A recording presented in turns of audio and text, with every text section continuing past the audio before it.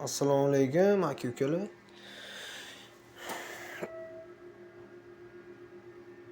Tuxumlarimizni inkubatorga terdik. Xudo xolasa bugun 12-aprel 2026-yil.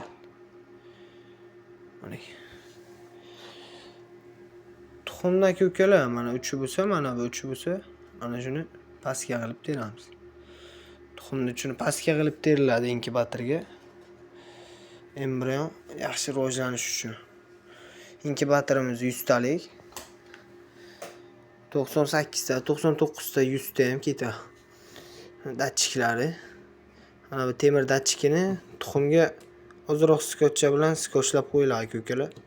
Shuni ichkarini gradusi emas, o'sha tuxumni gradusini haqiqiy o'lchab gradus beradi.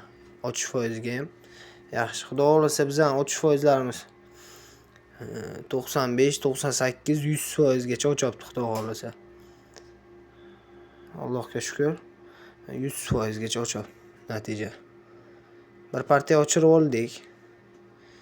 Bunga ichlarini tozalab, xlorli suvlar bilan yuvib, top-toza qilib, ana undan keyin xudo xolasa inkubatorlarni qo'shib, bemalol tuxumlarni terib ishlatsa bo'ladi.